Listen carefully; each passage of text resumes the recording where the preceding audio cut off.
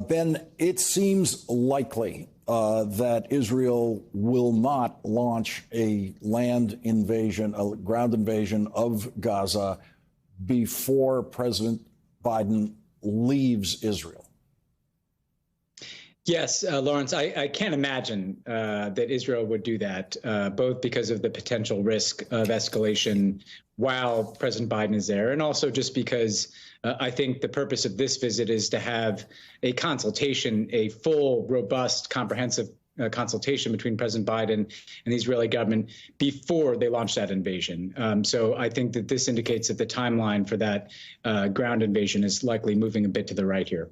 In the less than 3 minutes that Secretary Blinken laid out the agenda for President Biden when he comes to Israel, he easily described the single most important meeting by a president of the United States in Israel that has ever occurred.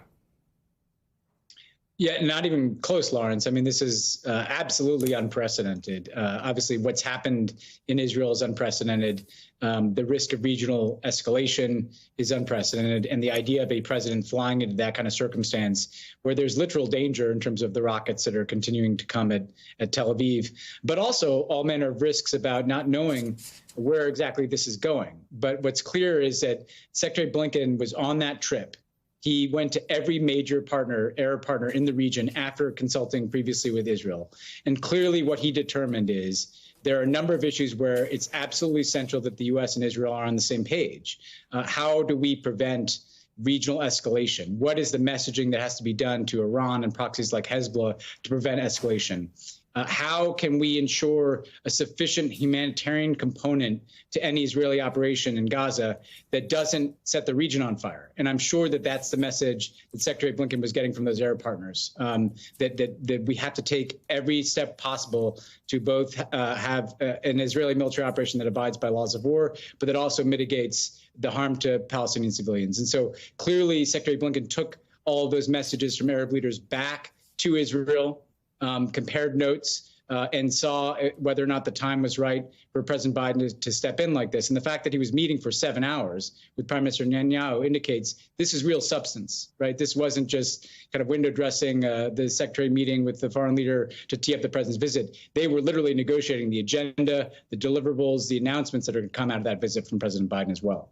Yeah, and the Washington Post is reporting U.S. officials waited to announce President Biden's travel to Israel until they received commitments from Israeli Prime Minister Benjamin Netanyahu on a humanitarian package Monday night, according to 2 U.S. officials familiar with the discussions.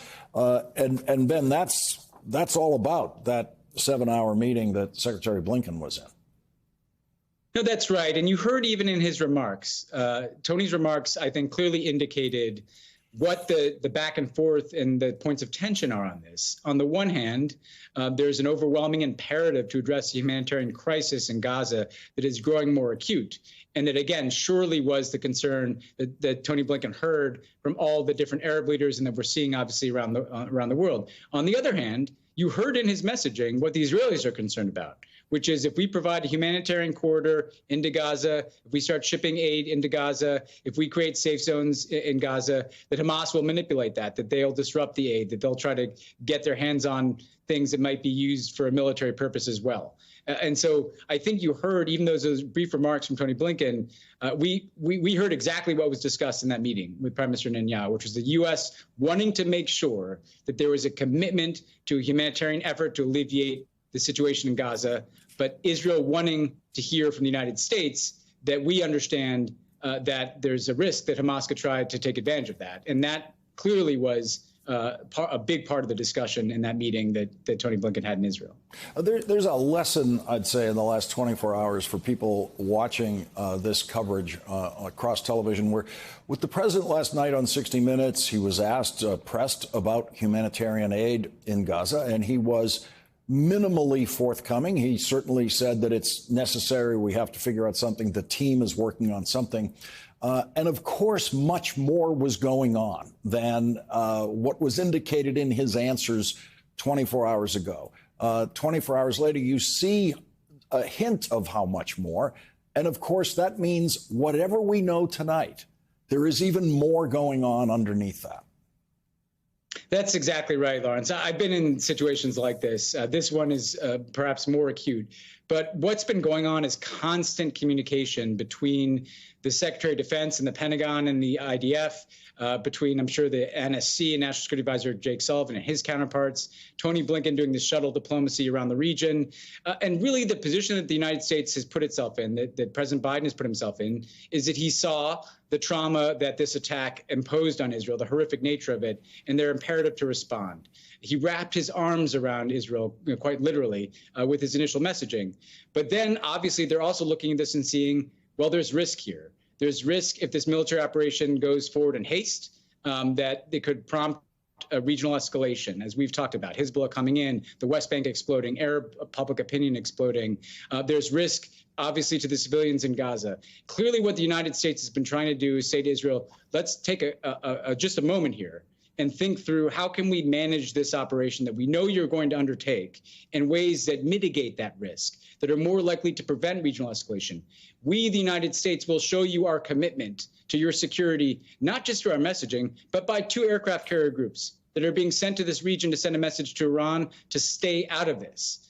At the same time, though, we need to see something from Israel that indicates that they understand that the world is watching the humanitarian crisis in Gaza as well. It's incredibly complicated, but clearly the administration wants that messaging done in private when it comes to the nature of the humanitarian crisis and how you alleviate that. The only tip of the hand from President Biden was this sense that he doesn't want to see a full reoccupation of Gaza. But underneath that, in order for this visit to happen, because it's incredibly consequential and risky step, Lawrence, they're leaning into this thing. The risk is that you kind of have ownership over whatever happens next. But the reward is you can impact events and you can prevent that regional escalation and you might be able to alleviate the humanitarian crisis. And clearly, Joe Biden is determined it's better to lean in and try to have an impact here and take some risk about where this thing might go than to step back. With President Biden, he always seems to have his eye on the risk, on, of course, the possible reward, but then also, and perhaps more than others have in the past in his role, on what he sees as his duty.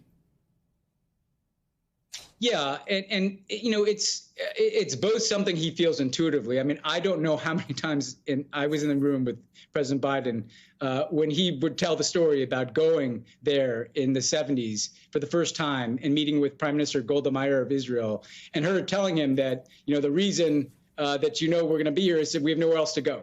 And it's something that he feels intuitively. But the other thing that I think is really important, Lawrence, is that psychologically, I think he understands that Israelis feel vulnerable right now. Mm-hmm. They feel isolated. It is always the case. There are few places on earth where people are more appreciative of visits, of people setting feet on the ground than Israel. I can't even imagine what the impact of this visit will be on the psychology of Israel, given how vulnerable people are feeling right now. They're seeing the United States government literally chartering planes to get Americans out, and yet there's the President of the United States flying in. That is an incredibly powerful thing, Lawrence. I don't think we even can grasp how much this will mean.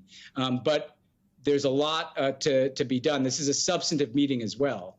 And so, you know, the meeting between Prime Minister Netanyahu and President Biden, 2 people who have not agreed on everything and come from different ends of the political spectrum, is going to be an incredibly consequential meeting in terms of the substance, in addition to the symbolism of this visit.